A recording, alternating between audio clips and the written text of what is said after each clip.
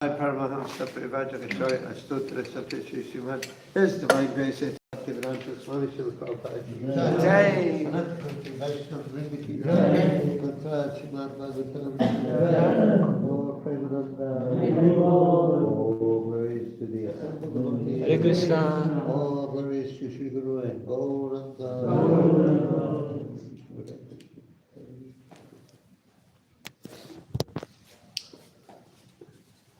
Om Namo Bhagavate Vasudevaya. Om Namo Bhagavate Vasudevaya. Om Namo Bhagavate Vasudevaya.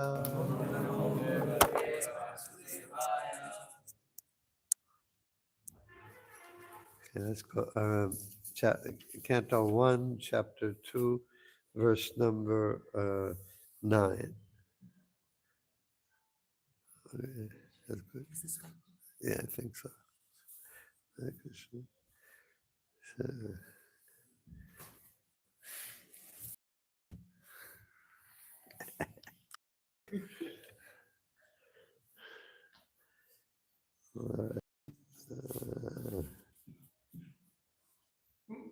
Right. Dharmasya hyapavargasya nata ratyopakalpate vidyapakalpate natasya dharma kantasya kamolabhaya hismitaha dharmasya hyapavargasya nato arthayopakalpate natasya dharmakantasya kamolabhaya hismitaha Vargasya Nata Artha Yopakapate Natasya Dharma Kantasya Kamola Bhaya Hismitaha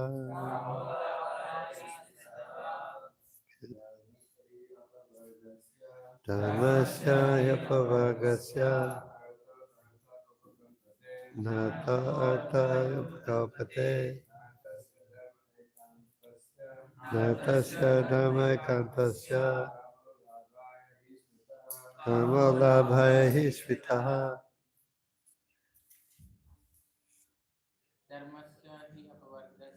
Dharmasya Yapavargasya Nata Artha Pakapate Natayasya Nagasya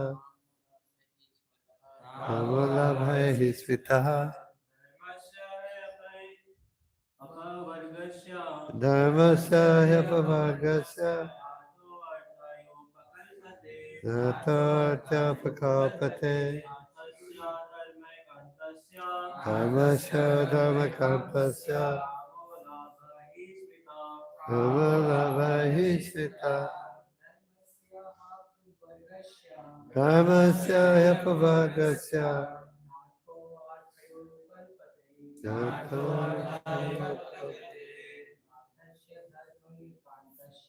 Natasya Dharmakanta Amolabhahishita Dharmasya occupational engagement. He certainly apavargasya ultimate liberation. Na not Artha and Arthaya for material gain. Upakalpate is meant for. Na neither. Artasya of material gain. Dharma eka antasya for one who is engaged in the ultimate occupational service. Kama, sense gratification. Labhaya, attainment of. He, certainly, exactly. Smitaha is described by the great sages. All occupational engagements are certainly meant for ultimate liberation. They should never be performed for material gain.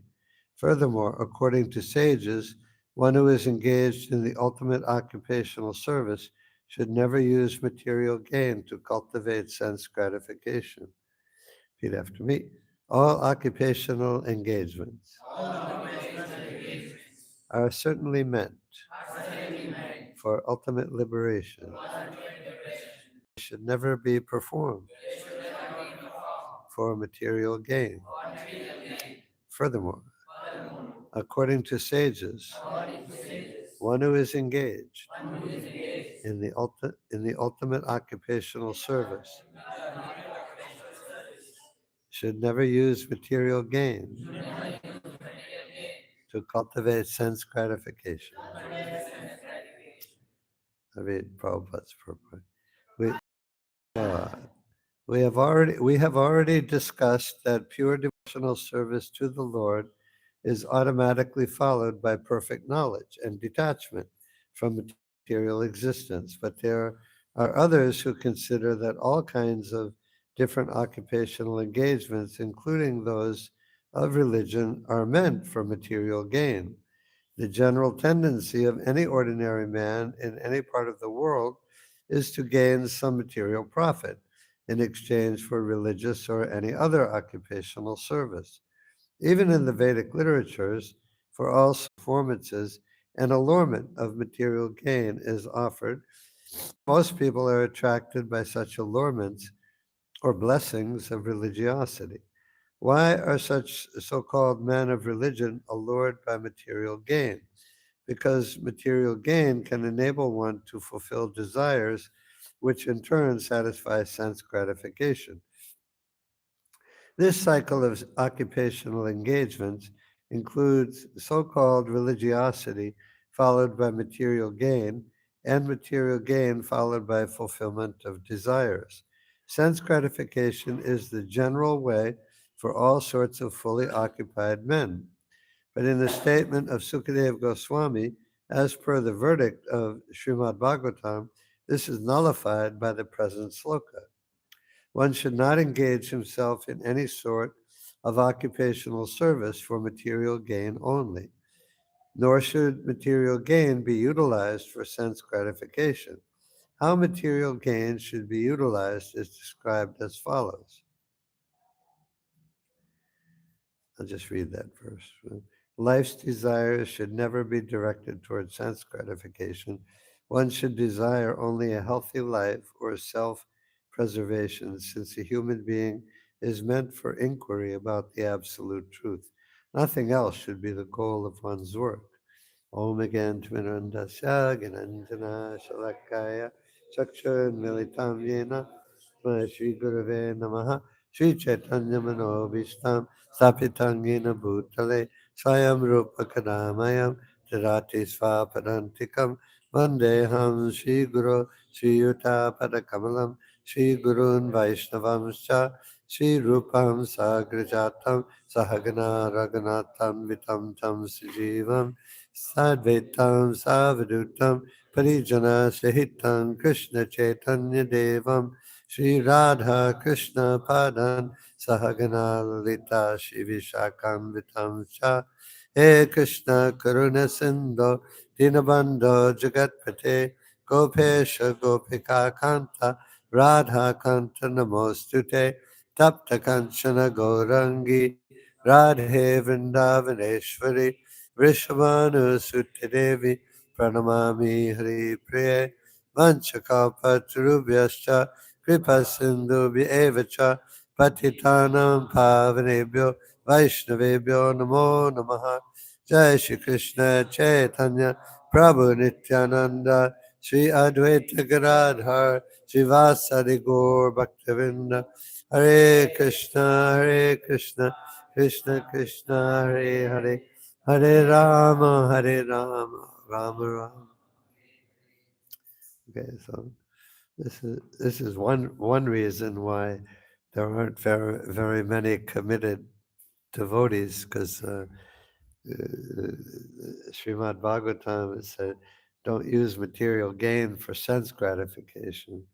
As like, and Krishna in the Bhagavad Gita, he says, you have a right to perform your work, but you don't have a right to the fruits of your work. So it's, no wonder people don't like the Srimad Bhagavatam or the Bhagavad Gita. I have a right to perform my work. That's nice, but I don't have a right to the fruits of the work, the money, and that's why. I mean, but everybody is working for the money, for the sense gratification. Because with money you get sense gratification. But Krishna in Bhagavad Gita and the Srimad Bhagavatam say just the opposite. Occupational occupational service should never be used.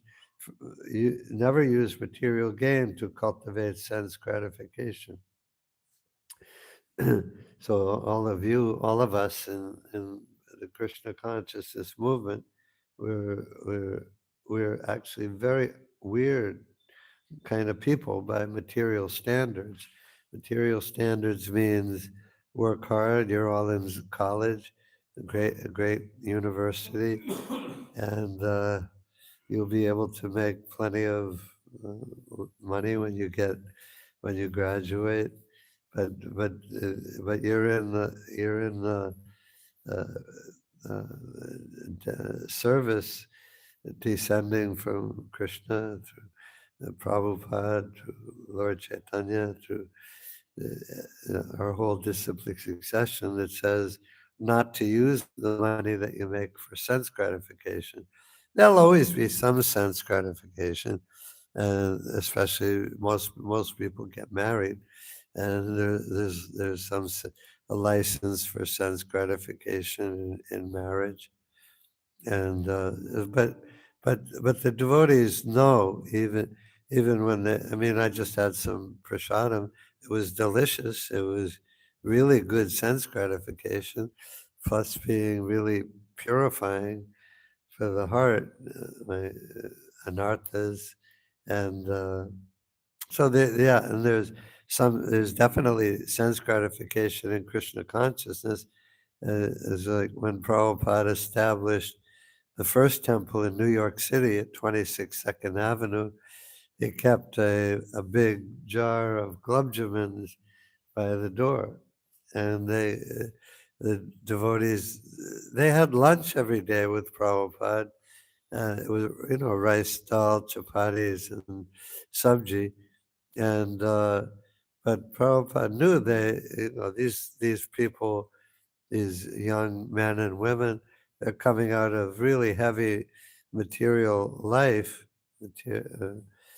plenty of sense gratification everywhere. And so he said, okay, just if you feel like you need something, just have a glubjamin, and that'll satisfy your need for some sense gratification. And so they didn't have to ask anytime; they could just take a nice glubjamin. And as neophyte devotees, we need generally we need some kind of sense gratification. But while we're taking the sense gratification, we don't get into it. We know, okay, this is delicious prasadam, or this is, I mean, this is delicious prasadam. But I know it's prasadam. The purpose of it is to purify my heart of all the contamination of material life. We don't take even sense gratification. We don't take it in the same way that the normal conditioned soul takes it. Normal conditioned soul is more or less like an animal.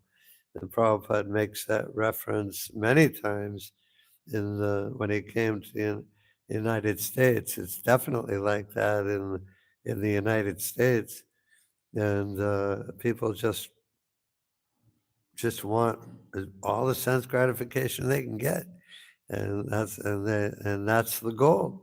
The goal is to please the senses, and they really try. But yeah. But as devotees, while we're having some little sense gratification, and there is sense gratification in Krishna consciousness. Of course, the best sense gratification is a really fired up kirtan. You know, I was just in the Mayapur temple a couple of days ago, and it's the kirtans in the temple hall there in front of Panchatattva and Radha Madhava are just like mind blowing.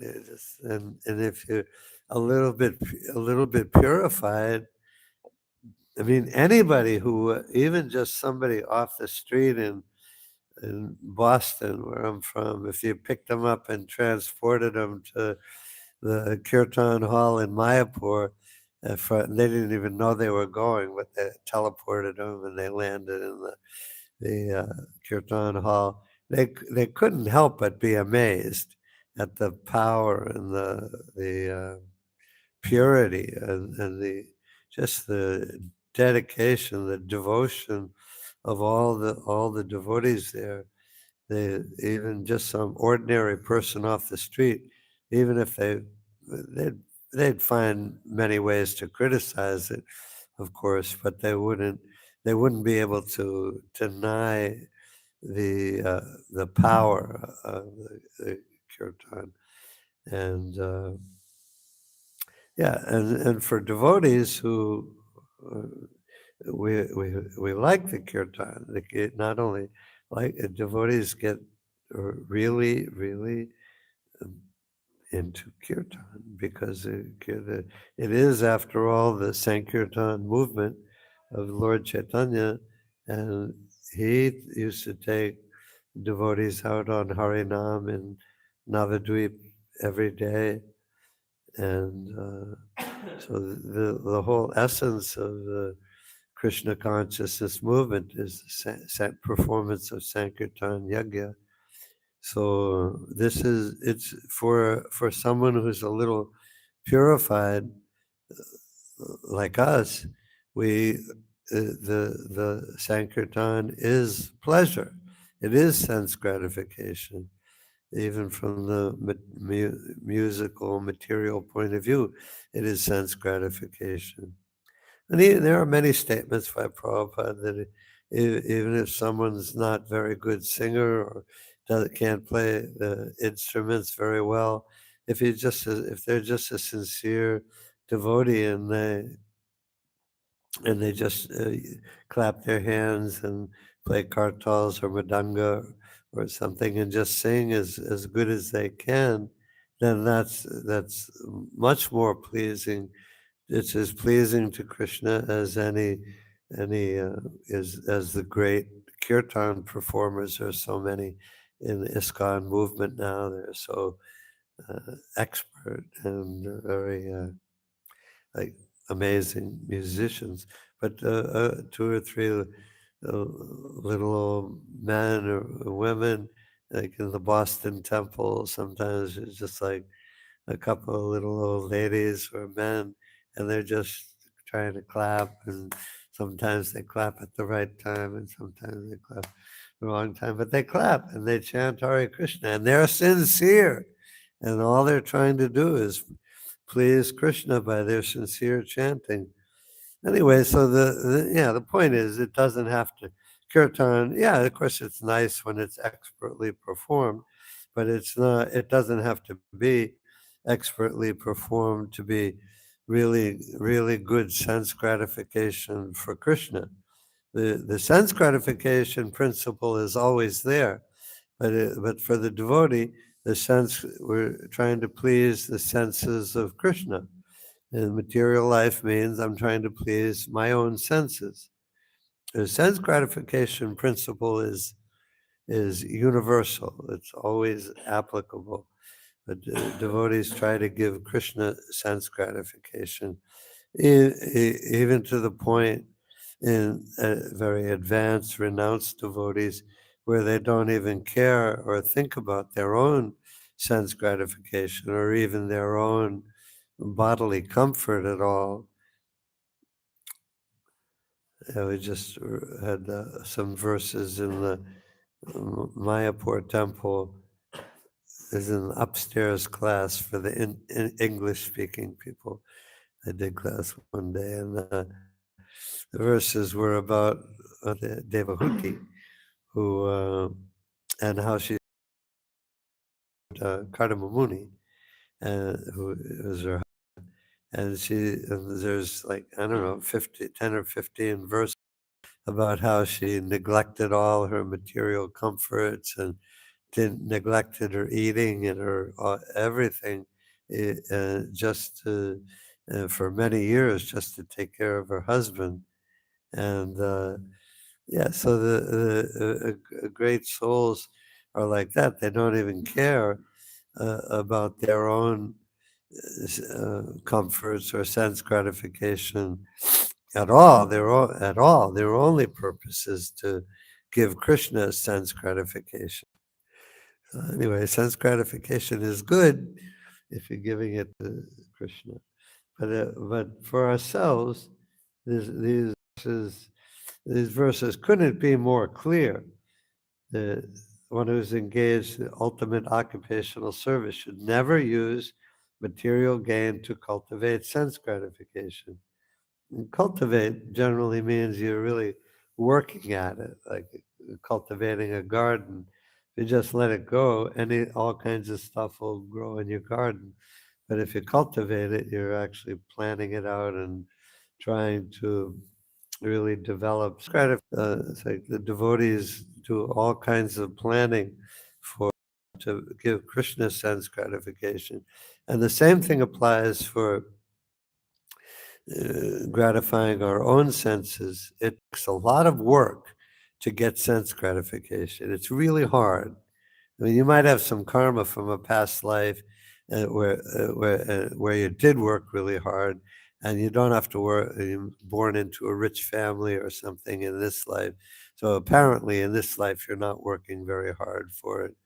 But you did work hard for it, and we see all around us, everyone is working really, really, really hard, and the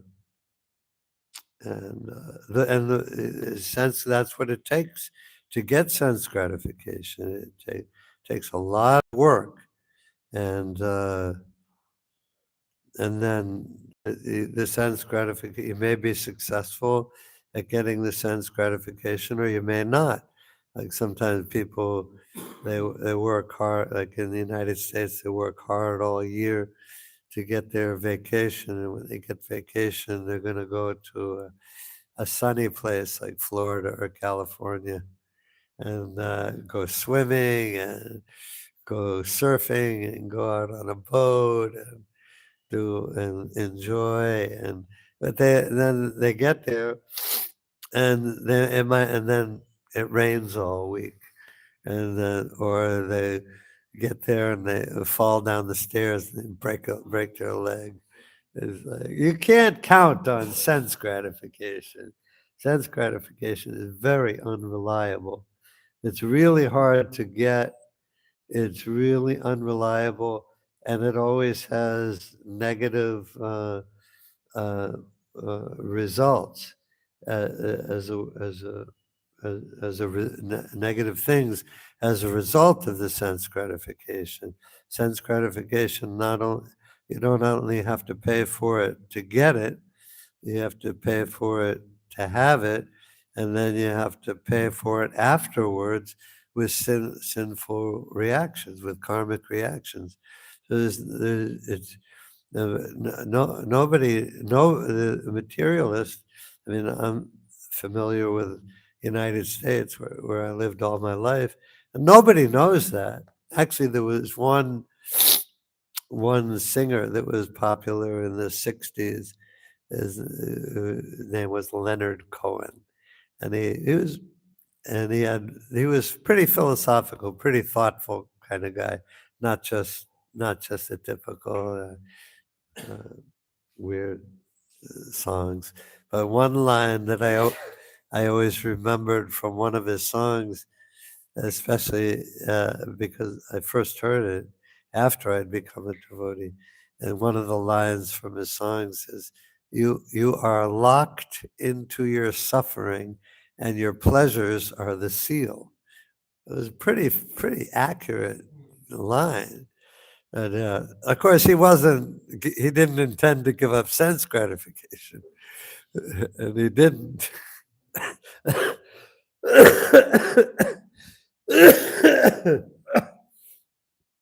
But some some people, some materialists, they have a little glimpse of some actual truth from time to time. Mostly it's just complete animal ignorance. Just there's some sense gratification. I'm gonna get it, and the extent of their thought process in regards to sense gratification. I want sense gratification. There it is. I'm gonna get it, and if anybody tries to stop me, then I'll fight with them. And anyway, so I don't want to get too much off the point, but tend to go off on tangents. Let's see.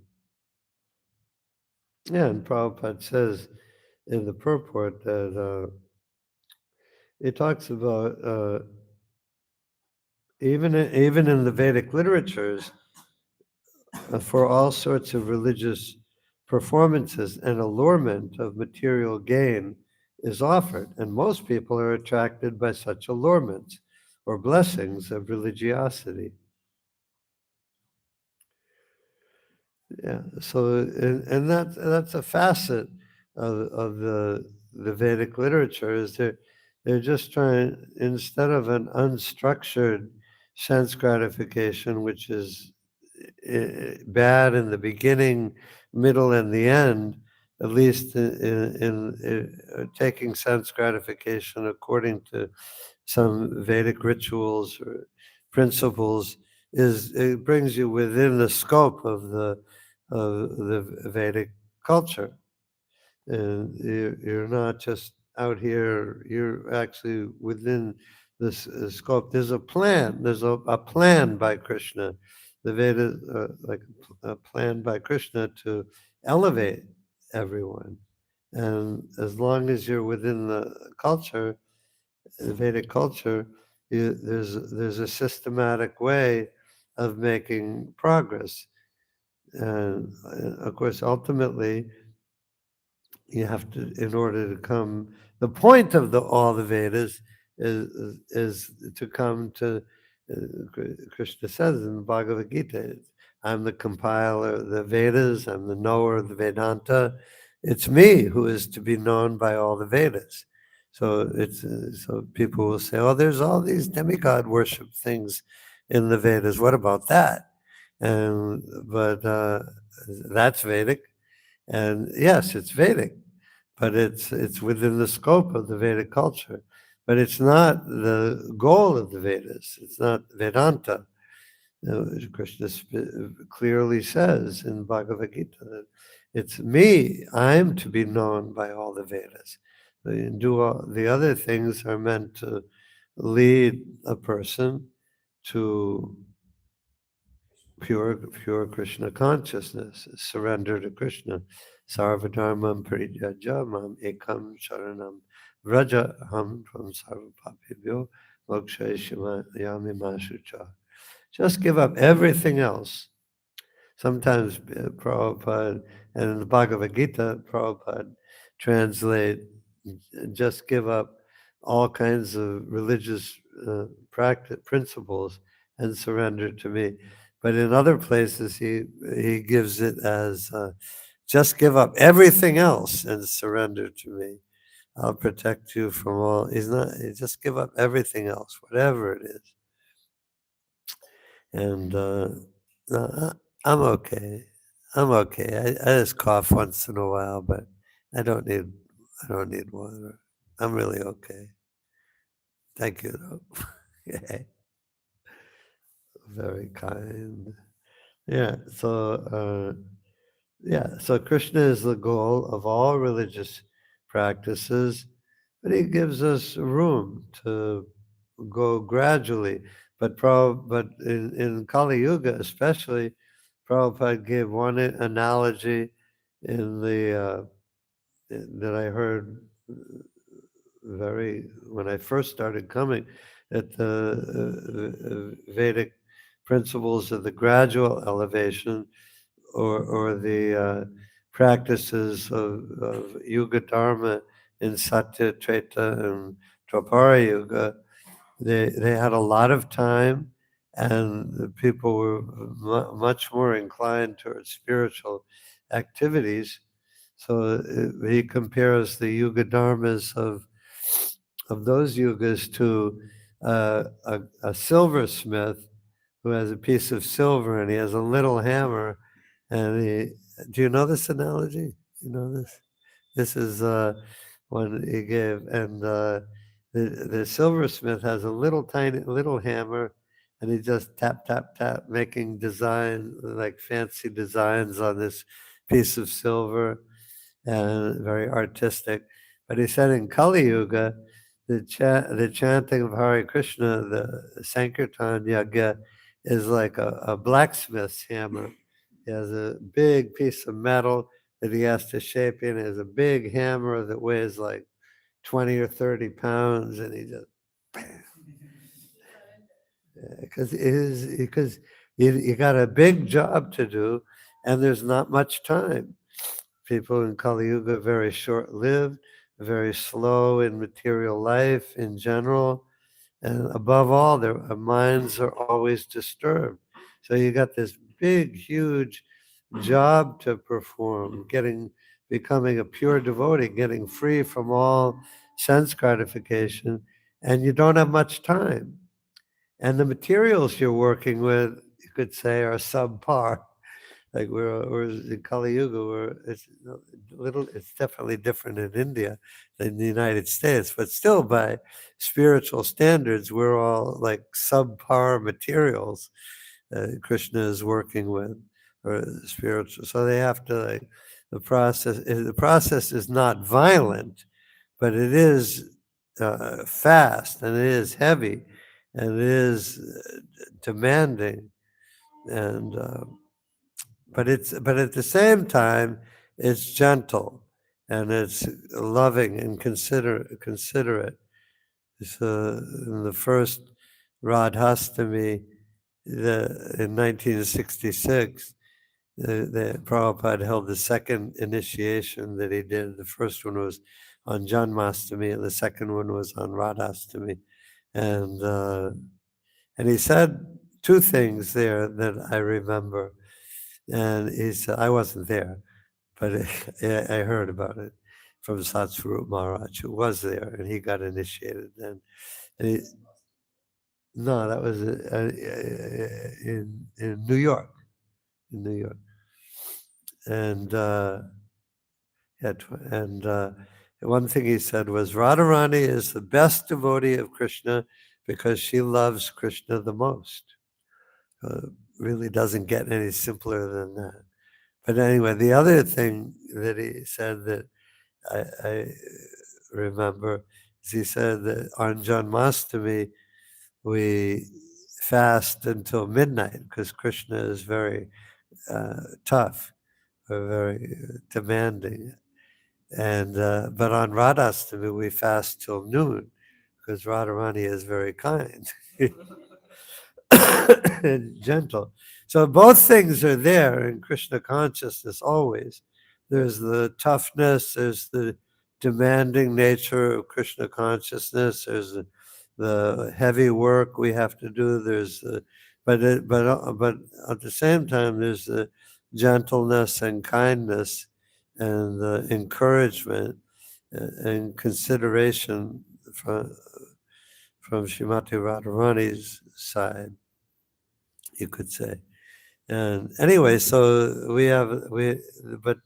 but yeah, so and the thing is that no matter how subpar we are as materials to work with, because the Krishna is the most expert craftsman, or Lord Chaitanya is the most expert craftsman, and because he's supremely intelligent, so the rough, no matter how where we come from, with all our rough edges, I mean, the Krishna can make anyone into a beautiful, pure devotee very quickly.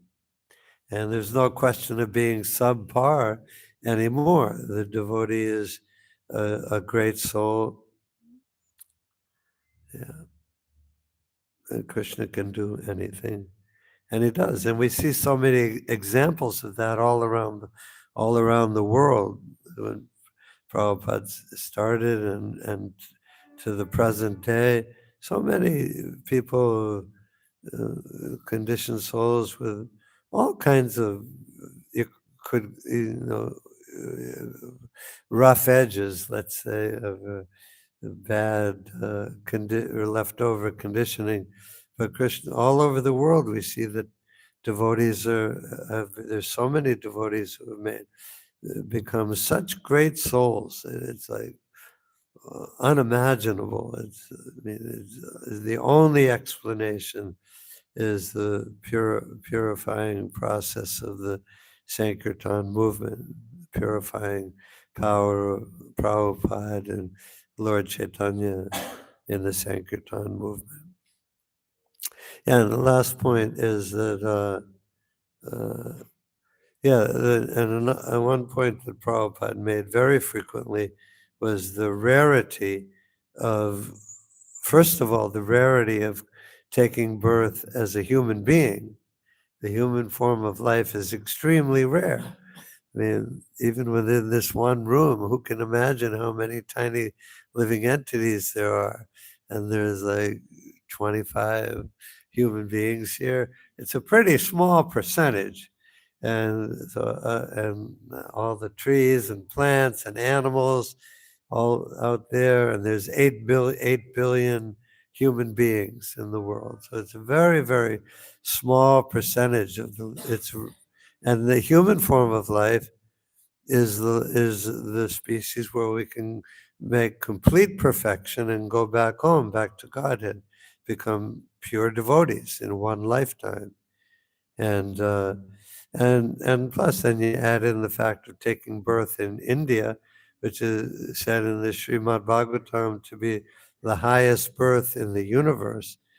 So, because people born in India have a natural tendency to worship God.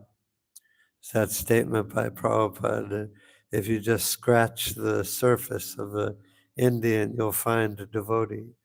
Just scratch a little bit. So, and that's true. I see that. I mean, not that the people in India aren't affected by Kali Yuga, not that they don't desire sense gratification, but the tendency to worship God is innate within the mentality, and the devotee is very close to the surface. I'll tell you, it's not exactly like that in the United States. But anyway, so you have the we have the good fortune of being in the human form of life, and also have the great fortune of taking birth in the land of Krishna, where I have the good fortune of meeting Prabhupada and the devotees, and when I was a young man, and so it's like we're so close to being able to go back to Godhead. All we have to do is just stay faithful and dedicated and determined in this one life. It's a few years. When I moved in the temple, I was 23, and now I'm 73. And when I was looking ahead from 23, 73 sounded like a long time. But looking back from 73 to 23, it wasn't very long. It wasn't very long. So we only have a few years. It's not a long time. And in this one lifetime, we can go back home, back to Godhead. We can be pure, completely pure devotees, get all of Krishna's blessings, and go back to Godhead. And everybody, every human being in India or anywhere in the world, it's not difficult for any, even in the United States or wherever it is. It's, if you're in the human form of life, you're close to becoming a devotee. It's not a big jump to become a devotee. You just have to have a little bit of open-mindedness and hear a little bit or get some prasadam a little bit. And in this life, or maybe the next life, you can easily become a devotee. It's like, and that's why preaching is so, it has such obvious good results all over the world. It's plain to see that there are devotees everywhere in every country, and they're just waiting to hear about about chanting Hare Krishna. Everyone is, we're so close. Okay, so I better stop there. Any questions or comments? No, I finished. Yeah, yeah. I don't like to go on and on.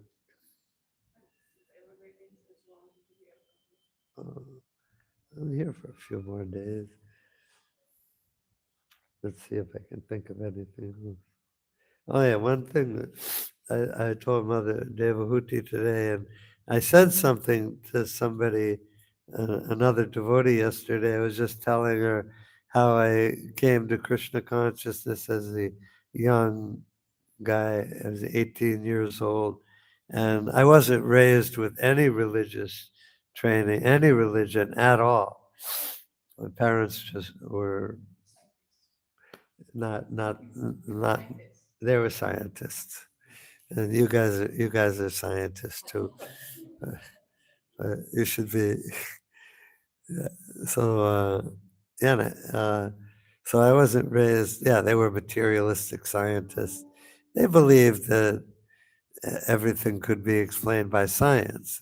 The only reason we needed God, a primitive man, cavemen, 5,000 years ago, they invented the idea of a big man in the sky because they couldn't explain where the sun came from or the wind or the rain. They couldn't explain anything.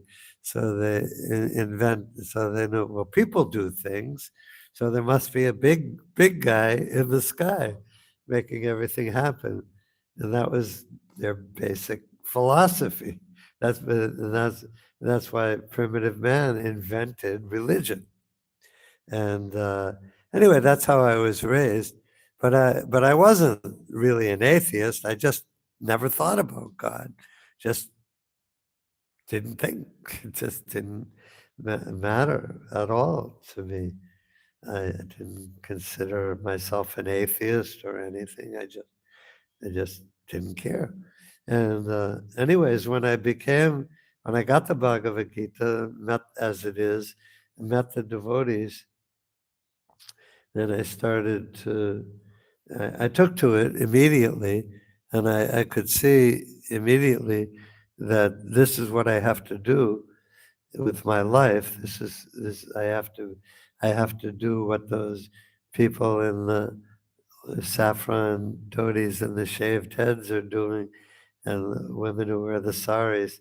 Back at that time, all the devotees lived in the temple, and there was nobody had a job, outside job, and nobody was going to college. And there might have been somebody here and there, but mostly there was nobody had an outside job or was going to college. Everybody was just in the temple doing temple duties, or going out on Harinam and distributing books. And yeah, so I said, and all the men had clean shaved heads and nice sikas, and everybody wearing nice, mostly saffron dhotis. And yeah, at that time, as soon as you moved in the temple, if you weren't married, you put on saffron right away. Nowadays, it takes a long time. But anyway, that's what Prabhupada. They wouldn't have done it unless Prabhupada didn't tell them to. I'm sure they would. Anyways, so I knew from the beginning, as soon as I met the devotees and saw them on Harinam and read the Bhagavad Gita as it is, I knew that that's what I have to do with my life. I wasn't able to do it right away, but I knew that's what I had to do. And but I never, yeah, this is the point. I never thought of myself as, oh, now I'm becoming religious. But I took it exactly as Prabhupada explains it in the Bhagavad Gita, and Krishna explains in Bhagavad Gita as it is, that the eternal nature of the spirit soul is to serve Krishna. It's everyone's duty. Everyone's duty is to surrender to God. The material world is a place where everybody, almost most of the people, are refusing to do their duty, and that's what it means to be a fallen soul, refusing to serve Krishna, refusing to do our duty. But everyone is by nature an eternal servant of Krishna. And it's right there in black and white in all of Prabhupada's books. And I read Prabhupada's books, and I knew, but I never thought of myself as, oh, now I'm a religious person, and people are gonna, it's like in the United States, people wonder about the people who take religion really seriously, because it's not normal. It's but people have some respect for like nuns and priests, and there's some respect, but it's not something that 99.9% of the people would ever consider for themselves, or even come anywhere near there. Anyway, but it struck me when I said it. I didn't think of myself as becoming a religious person, and that's so everyone is, in that sense, is religious by nature. Everyone is a pure devotee of Krishna. It's like nowadays people talk so much about spirituality, and people say, the people go, "Oh, I'm a very spiritual person." There's a lot of that in the United States. I do yoga and I meditate, and I'm a very spiritual person. And but everyone is a completely spiritual person. Everyone is completely spiritual, but they take it as like a badge of honor that it makes me different from the average person, that I'm a spiritual person. And anyway, we don't want to have anything like that. That can creep in any kind of uh, devotee. Even there can be some pride, or just for the fact of being a devotee, and can even think of ourselves as better than another devotee, because of our contamination from millions of years, births and deaths in the material world. We can fall prey to some of that. But, but, uh, but of course, when we see it in ourselves, we know that it's not good. And even in the rasa dance, this is an amazing point. There's two places in the Krishna book where Prabhupada makes this point. But the one I remember right now is the one in the rasa dance, where the gopis were all dancing with Krishna, and they were considering themselves to be the most fortunate people in the universe, girls in the universe. And they were. Dancing with Krishna in the forest. But when Krishna, but Prabhupada says in that section that Krishna doesn't leave, and Krishna left them at that point and went off with Srimati Radharani, and and Prabhupada says that when Krishna sees any kind of pride in his devotees, he changes his attitude towards the devotee. It's not like he changes his feelings towards the devotee, but he changes his attitude. He presents himself in in a more strict way or chastising way. And Prabhupada did that. He said, yeah, it's when Satsvarup Maharaj, he was sent by, they chose, the devotees at 26th Avenue chose him to go up to Boston to start a temple. They knew they wanted to start a temple in Boston, and they told him he should go. So he went, and he went out to look for a job. He just went up one day just to check out the situation, see if get a job, because he worked in the welfare department in New York City and supported the temple with his paycheck from that. So he went up to Boston and applied for a job in the welfare department in Boston. And the first day, he got a job. And he went back to Prabhupada in New York, I think the same day, later the same night. And he went into Prabhupada, and he was all excited. And he told Swamiji, they called Prabhupada Swamiji. He said, Swamiji, I got a job, I got a job. And at first he was excited. You can understand. And Prabhupada he was happy, and he showed some happiness, but then he got stern with him. He said, by Krishna's grace. So no, we can be, it's not wrong. Yeah, we can be happy and proud. We can be proud to be devotees. We can be proud of our spiritual master and proud of Prabhupada, proud of Krishna. We can be proud to be a devotee, but not proud on our own behalf, but proud that we've got all the mercy of our spiritual master in Krishna, and we should be. It's a really, really good thing. We should be. I don't know if proud of your spiritual master is definitely the right usage of proud, but proud to be a devotee. I'm not sure if I'm using that exactly right there, but we should be like, yeah, I'm a devotee. That's good. It's really good. It's a type of pride, you could say. But anyway, but the thing is,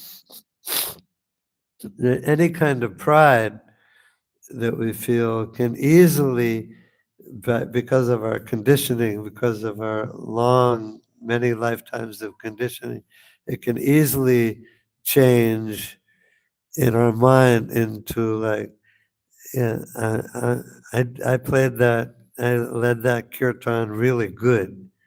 And in fact, I led it better than he does. And I cooked really good. People praise my cooking, and yeah, that's right. I'm the better.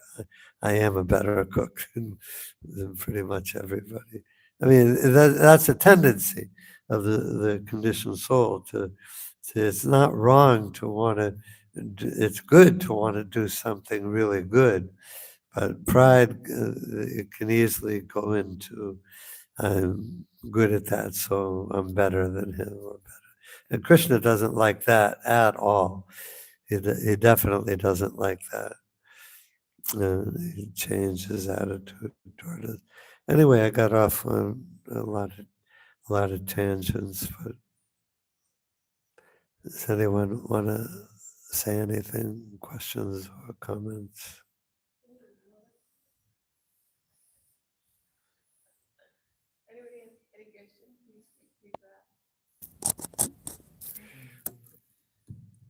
It's okay if you don't.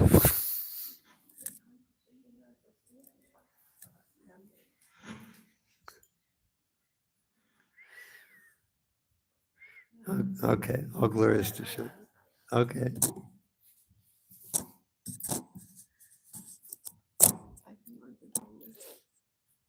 So Prabhuji is like it's clearly mentioned in the verse that life's aim should never be sense gratification. We should use material gain for service. And it's like I think the most important line written was that one should live only a life of self-preservation, and then focus all the energy on service of Guru Krishna.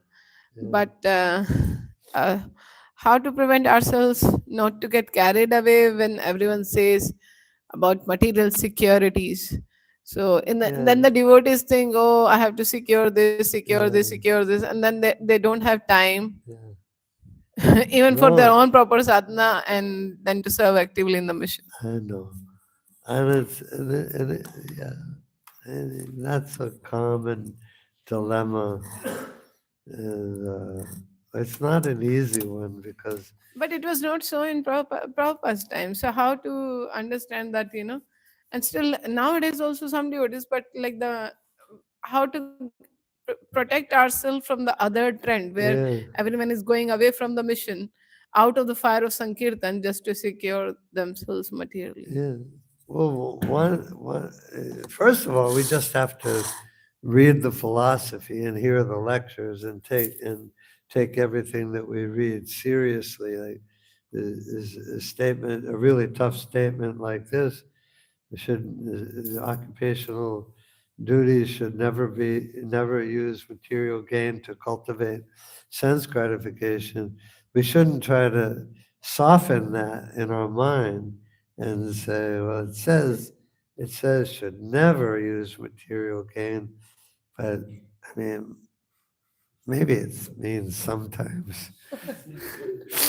But we just, I mean, really, we have to take the Krishna conscious philosophy seriously and like,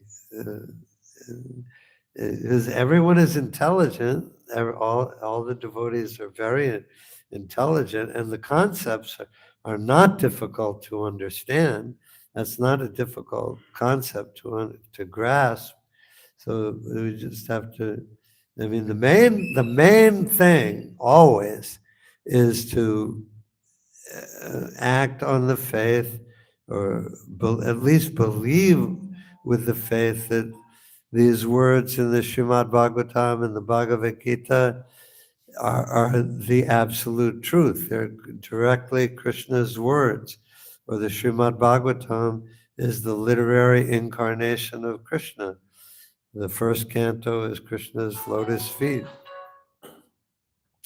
So we just have to know that, and I mean, ultimately, that's the answer to all the problems that we have, is to accept with faith all the words of Krishna and Sukadev Goswami, Srila Vyasadeva, all the words of Prabhupada as being the absolute truth, and know that there's no other way. There's no other way. It's like Harinam, Harinam, Harinam, Eva Kevalam, Kalona Stevana, Stevana, Steva Gatir Anyata. In this age of Kali, there's no other way, no other way, no other way of spiritual realization than to chant the holy name, chant the holy name, chant the holy name. And it's like, it's all the statements of Krishna and Prabhupada. That's why I so often advise people not only to read Prabhupada's books, but to listen to his recorded lectures and room conversations and morning walks, because you hear the conviction and the power and the strength in his voice. You hear his tone of voice, and it helps me a lot to hear what Prabhupada is saying audibly. And so I always recommend that for everyone. Read Prabhupada's books, of course, and also listen to recorded lectures and stuff. But and from a practical point of view, what I've always seen throughout my life is that devotees who are very surrendered, even like P.R.A. Mohan and his wife, they joined the temple when they were very young. I think his wife was like Mother Jivan Oshadi. I think she was like 17 or so. Yeah, she was around 16, 17. She started chanting at the age of 14. 14. 14. Yeah. And she joined 16 or 17. Yeah. And Pierre, I think he was probably about 25 or so. I think he was definitely a little older. But yeah, but throughout their first several years in Krishna consciousness, they were book distributors, going out every day in the cold and the rain and the heat of the summer and distributing books all day, every day for, I don't know, 10 or 15 years. And then when they got married, I think it was around 1980 or sometime about 1980, they got married and they moved and took over a temple preaching center in Hartford, Connecticut. It's not far from New York City. And they, for the first, I don't know how long, a period of time, they supported their house by distributing books.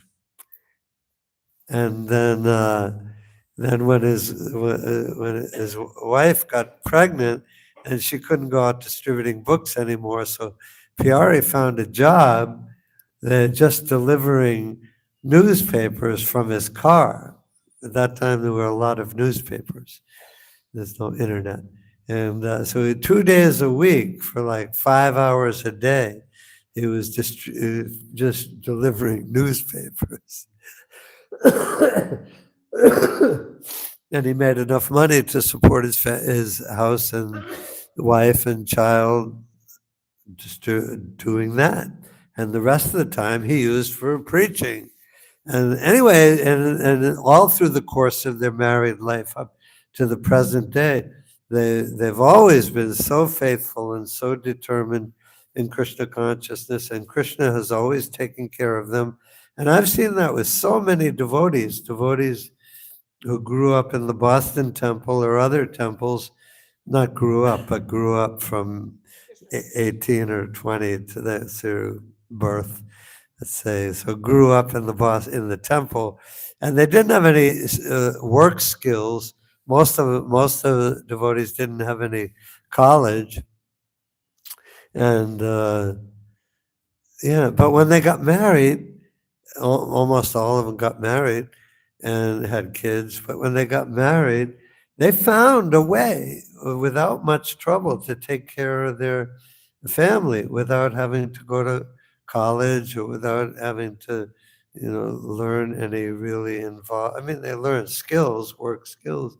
But what I've always seen, point is, what I've always seen is Krishna definitely does carry what we lack and preserve what we have.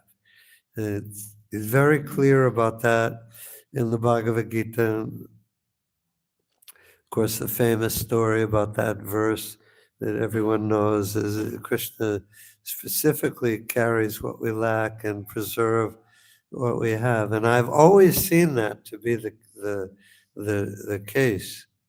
And so we really shouldn't worry too much about. There's always going to be some anxiety. But the more you can in everything else, the more you can just wholeheartedly depend on Krishna, the better it is, because Krishna is reliable. Krishna says what he means, and he means what he says. Anyway, that's what I'd Uh, say. that's the nice one. So whether it's in the life of his case, Pyarimohan Prabhu and Mother Jivanaushadhi, Yeah, or in your life, or in the life of Mother Malini. yeah, So, like all three example in their householder life, Mother Malini was also saying she never went to work with the karmis. So they yeah, work within the compass of Krishna consciousness so that the services are not affected. And even Pyarimohan Prabhu, he had some magic show he was putting in the schools. And yeah. And in his magic shows, he was a magician for his job. And in his magic shows, there'd be a lot of little kids. And for when he wanted to do the trick, he would say, now everyone say, Radhe Govinda. And he was going to like birthday parties and like schools, like regular Karmi schools. And he'd say, now when I tell you, everyone just say Radhe Govinda. And they all did. Of course, little kids will do what they're told. And they all did that. So he used his job for preaching. Anyway, that's what I've always seen. I mean, I've seen in practical day-to-day life that Krishna does take care of us. Brahmacharis, sannyasis, vanaprasthas, and grihastas. Take, the grihastas, of course, have to work, and but anyway, so their life should be centered around temple, either within or nearby. what. Means their life should be centered around Yeah, temple. the most important thing is when you work is to live close to a temple and be a regular attendee there and a regular servant there, have regular duties there. And, but it's very hard to do if you live far from a temple. Anyway, Thank you so much. okay, let's stop there. Oh, these are my question. They got maybe they were Hare Krishna, Prabhuji, and Hare Pranam. Krishna. Prabhuji, I'm asking that you told that one of the person asked to the Prabhupada about there are worship of demigods in also Vedas. So Prabhupada replied that that is not the goal of the Yeah, Vedanta. Yes. So my question is this that uh, nowadays there in India there are many festivals for demigods, yeah. and uh, we when we are going we pass from their pandals. So should we bow them or pay obeisances to them, or we should abstain or avoiding them I that mean, because they are also the part of the Krishna expedition of Krishna. yeah. I mean, you don't have to get in with them. You can. I mean, it's never wrong to offer obeisances. Prabhupada's pranam mantras or chant Hare Krishna. It's always good to offer obeisances. I just was with Ravindra Swarup Prabhu and his wife last week, and he was telling me about his daughter. Yeah, his daughter has a 12-year-old son, and they're at Govardhan. I think it was his daughter. It might have been somebody else's.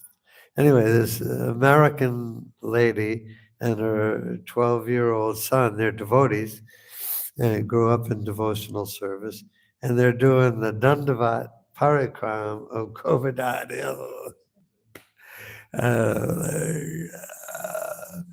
Anyway, so Dandavats are always good. Chant Hare Krishna. But what I see with the demigods, like I mean, I only know out of all the Indian people in Boston, the only ones I know are the ones who are devotees who come to the temple. That's who I know. And I see at their houses, a lot of times they'll have some Mother Saraswati or somebody on the altar. It's what they've grown up with since they were little kids, and they're not thinking of the demigod as being equal to Krishna or anything like that. But it's their what they knew from childhood, so they do it in a nice, humble way. And I don't. There's no problem with that. I mean, the gopis worship goddess Katyayani and the worship to get Krishna as their husband. You can worship any demigod as long as it's for the purpose of you worship, as long as it's for the purpose of advancing in Krishna consciousness. Yeah, but we don't worship the demigods separately. Of course, yeah, we don't. Except Lord Shiva, in his incarnation in his presence as a gopi, he's the protector of the rasa dance, and they have a real nice temple of Lord Shiva in Rajapur, in the Jagannath temple there. But no, you don't. I mean, it's within the Vedic culture. It's within people have material goals, and Krishna is like, okay, you want a material goal, make it religious, do it in a way that it will lead to me. Okay, well, we stop. Is there any other question, comment? Okay, that's good. All glories to Srila Prabhupada. All glories to Srila Prabhupada. Yeah.